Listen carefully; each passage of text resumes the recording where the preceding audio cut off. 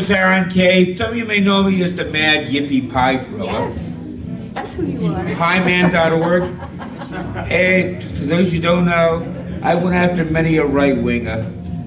Phyllis Schlafly, G. Gordon Liddy, William Buckley. I even pied the Joe Nellis, who was the chief counsel of the House Subcommittee on Drugs back in '77 at the Normal Formal. You know, when there was the hypocrisy going on with Peter Bourne and Jimmy Carter and all that other nonsense. But I haven't done a speech in a long time. I've been sick. So it's my first day out in quite a while. And here's the thing. I've been smoking the weed since I was 16 years old. I'm 64 now. Figure this out. 1965, 66. And I'm not a junkie. I never took heroin. Never fucked with all those other death drugs because I don't care for that stuff. And we all know that this government conducts government and chemical warfare in our communities. Look at this shit that goes on in the projects, in the Latin communities, in the youth communities. Crack, heroin, what other crap you hear about now. And people end up in America's gulags, or they end up on a slab in the morgue. We don't need that crapola. So therefore I accuse the anti-drug establishment of murder. You know, I forgot who this person's name who runs the DEA, but I saw a picture of her yesterday on Facebook. Gotta get the bitch impeached. Gotta get her out. She don't belong there. Gotta get somebody who's compassionate, who would take pot off of Schedule 1. You know? Who would say treatment, not incarceration. Too many of my friends have been inside. One friend of mine did 3 years in the fucking slammer. Anybody know the name Dana Beal? Yes. Dana is on parole in Nebraska right now. He's trying to return to New York. The fucking authorities in Nebraska and Wisconsin railroaded him for trying to deliver a compassionate substance to help save lives. Pig Pharma would rather have us locked up because they lose money every time we smoke a joint and have one of those tinctures. In fact, I could use a little tincture right now. I do go around with pain, you know? Yep. And I have to sit and smoke a lot. And I can't really, I can get that. Shake. I'm going to edit this out. No, I don't care. For her care. sake. I didn't hand it to him. You can hand it. Just Put it down on the table.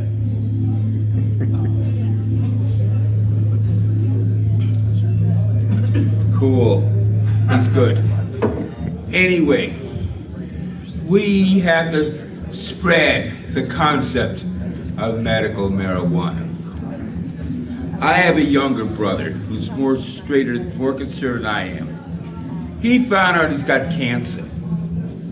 His wife and I are trying to persuade him to try medical marijuana. He's never smoked a joint in his life.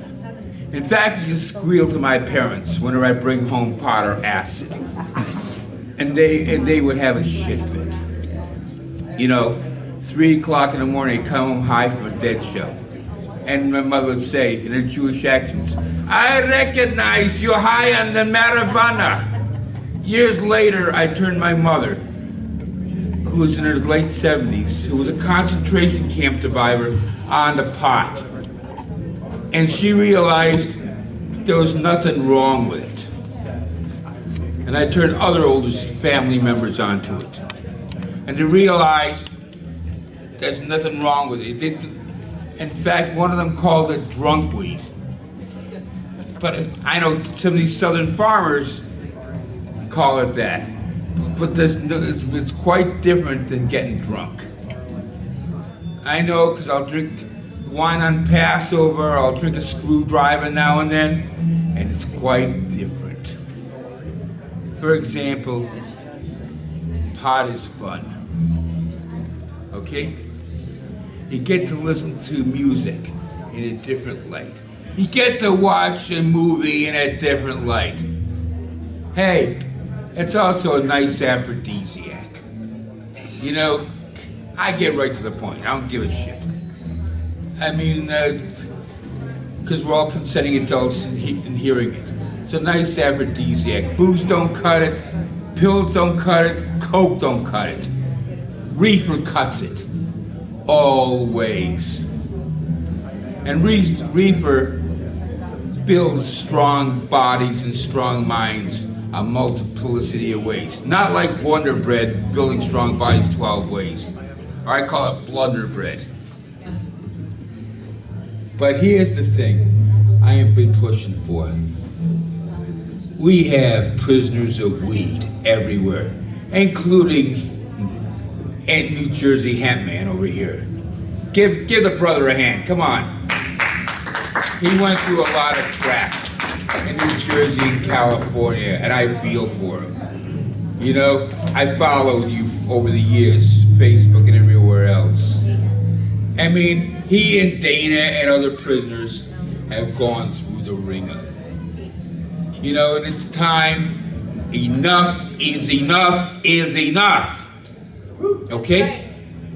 I believe in mass amnesty, where one day they open the gates and say, okay, you guys are going home. And they get reparations for each day spent in a slammer. Reparations for money that was seized. Reparations for loss of income because they lost their jobs over marijuana. My brother won't do it because he's trying to find a job, even though he's got cancer. He's afraid he won't get it. He's in San Diego, California. Somebody will give him a break. Yeah, go ahead. Yeah, what is this? Sir? You in the blue shirt. What's Yeah, it's ridiculous. It's downright dumb. You know? I mean, people could do the job even better sometimes. And in these employers, these Neanderthal employers don't give a damn. They talk about efficiency, allow the smoke to prevail. Maybe you don't want it in the office, but at least have a smoking room. You know, I had a friend who worked at a rock station out west.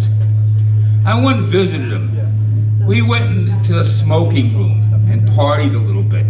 They built him a smoking room. And cigarettes were not permitted in that smoking room.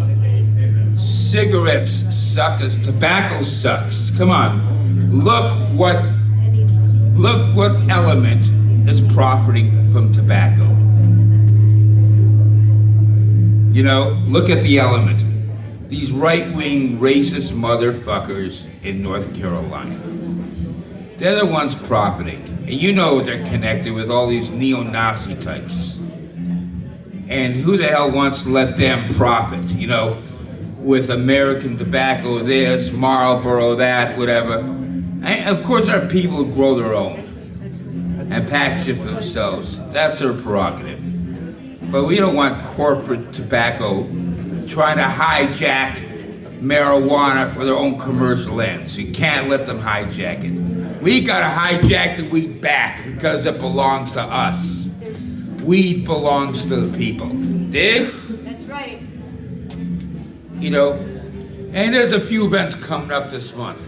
420. There's going to be one in New York. One in Trenton, too. What? Trenton. Foley Square, 1 o'clock, near the federal courthouse in New York City. And also May 3rd. May Day is J Day. And we talked, I mean, there's all this reform talk going on in D.C. I heard that even Attorney General Holder said he'll work with whatever Congress people want to take Take it off of Schedule 1. Good. Let it happen. Let it be a thorn in the side of all these Republicans who don't want it legal. And believe me, there are Republicans who smoke this shit themselves. One Dana Rohrabacher, who's in Congress from Long Beach, California. I knew Rohrabacher back when I was living in Los Angeles. I smoked pot with him in the park. Even though I was helping do Greek lovins in the park, right? And he was a journalist who was also connected with Young Americans for Freedom. You know what they're like. A bunch of yahoos for fascism, I call them. But this guy had a libertarian urge of smoking pot. He didn't smoke enough. He needs to smoke some more. Maybe get rid of those right-wing fascist cobwebs from his brain. But we gotta think of our sisters and brothers everywhere who are suffering in every state in this country, thanks to these dinosaur marijuana laws. You see, I have had it. Hearing of my friends, like Dana Beal, getting locked up. Or hearing about my other friend, Ed Rosenthal, getting harassed back in the early 2000s. They came to his door, and he only got a 1-day sentence. He should have gotten off completely with honors, but he got these dinosaur prosecutors, who say, put him away, put him away. The guy who ran Homeland Security in the state, Charles McKenna, anybody ever hear of him? He busted one of my friends. Got him a deal, but McKenna is a double talker. Because McKenna got a so-called Mr. Big to talk. He gave up 40 to 50 people. A couple of my friends went down for it. That goes back to the early 2000s. And, he went down for money laundering. From what I hear, McKenna probably is an ex-pot smoker, Even though he works for that cretin, Chris Christie, And the thing is this, we're not done with Christie. I think it's time to declare war on his policies. Economic policies, law enforcement policies. Maybe he may throw us a breadcrumb. Oh, I like Bruce Springsteen. So fucking what? Springsteen don't like him. Bruce Springsteen told him off. And the thing is this. If anybody throws a pie at Christie, I will testify as an expert in court. As an expert pie thrower. As to the hows and whys of pies. Because I can't do it because I don't have the physical wherewithal to run anymore. But if anyone should decide to take care of business, I will testify as an expert because I want to see this guy go down. I mean, come on, look at all these people who got fucked over on the shores thanks to Sandy. What did he do with the money from Sandy? Probably used it for nose candy, I mean, when I look at this guy, he's an ugly fucker. Not physically. I could see it just in this guy's face. You're dealing with a psycho. I mean, look what he did on the George Washington Bridge. Messing it up for the people of Fort Greene because he had a fight with the mayor and Mayor Don Zimmer of Hoboken. But Don Zimmer sure gave it to him. More power to her. Because we have had it with these repressive little assholes. But I think the fun begins, especially with all these events happening. Starting 420 and go through May, then going to the July 4th smoking in Washington, D.C. That's still happening in front of the White House. We're still doing it after all these years. Maybe Dana Beal may be out of commission, sort of, because of his parole. But we are all Dana Beal. We are all Dennis Perot and Ned Rosenthal. We gotta take matters in our own hands and be a thorn on this side. Abby Hoffman used to say,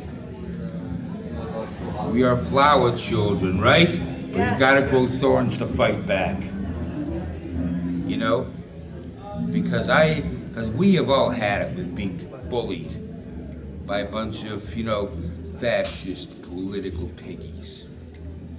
I mean, maybe hopefully de Blasio can do some shit in New York City as long as his hands are not tied. I'm sure he smoked pot. Bloomberg smoked pot, but Bloomberg was a marijuana failure, you know what I mean? Hey, we gave him hell at Occupy Wall Street. You ever heard of Randy Credico, any of you? He's a local comedian. He and I led a crew to Cipriani's on Wall Street and ruined his dinner for him. He had to run. He didn't deserve what he was getting. You know what I mean? They should have taken all that ritzy food and given it to the damn homeless. But no. And the reason why they sick the pigs on us at Occupy Wall Street, Zuccotti Park, his girlfriend is a member of the board of directors of that building that runs Zuccotti Park. The secret dope is this. She told me he wasn't going to get any unless he threw us all out. Hey, you know how that made him feel, like his balls were cut to the size of watermelon pits. Fine, all these narcs, all these anti-pot people, their gonads have shrunken to the size of watermelon pits because they got no balls to stand up to an archaic law and say freedom for all. No, they gotta toe the line. Like Adolf Eichmann and those who were in Nuremberg did. Orders are orders at the expense of people's lives and freedom. I went through some shit when my daughter was 8 years old with child welfare. Somebody squealed that I allegedly was selling pot. I could talk about it now. It's been all these years, and she's gonna be 32 now. I was selling pot. I admit it. And she knew about it, But did it endanger my kid? No. Okay? It didn't. I mean, I was able to function and all that nonsense. But you got these Neanderthal bureaucrats, who think it's going to endanger a minor. Have a joint or a seed. Endangering a minor. What about the way they endanger minors, giving them shit medication prescribed by some head shrinker they call a psychiatrist? You know what side effects that shit has. You give them the wrong medicine, that's what caused that situation in Fort Hood. They probably gave the guy the wrong meds, and look what happened. They should have let that guy smoke pot. There wouldn't have been a massacre at Fort Hood. Yes. No. You feel free to interrupt if you need to. And the thing is, the abominable snow job plays a lot of games with us, When I think of him, I think of the system as being Jack Benny. And he's like, a bootlicker. I gotta be careful as I don't want to offend anybody. I look at him like he's Rochester to the system. Yes, Mr. Benny, yes, the boss, you know what I mean? Because you got all these political people you don't see up front who bark orders to him. Hopefully he can stand up to these idiots. Look at these Tea Party Neanderthals who can't spell. I'm not judging people for not being able to spell, you know what I mean? My mother couldn't spell, But the thing is, when it comes to people like that, who don't give a shit about low-income people, who don't want to pay to feed poor people, something's wrong. These people lack compassion and they're hypocritical. Even when their own clergy people tell them compassion. But no, they want to hold the money in their Swiss bank account or their Cayman Island bank account. But the thing is, the war on drugs is really part of a war, an interracial war. Because who do they go after? Non-whites. There's more of them in jail for a little bit of pot. Or they get deported back to where they came from for a joint. Or they'll pull some guy over, right, for a traffic violation. And this shows up as a past bust. And then Homeland Security decides time to take him back. You know what I mean? Time to send him back to wherever. Even though it could be a dangerous situation, they get sent back to wherever they came from. Well, the situation sucks, but we, the people, can make it better. Time for civic improvement. Time for liberation. I'm going to do another one. I'll talk to you guys more around 4:20. All right.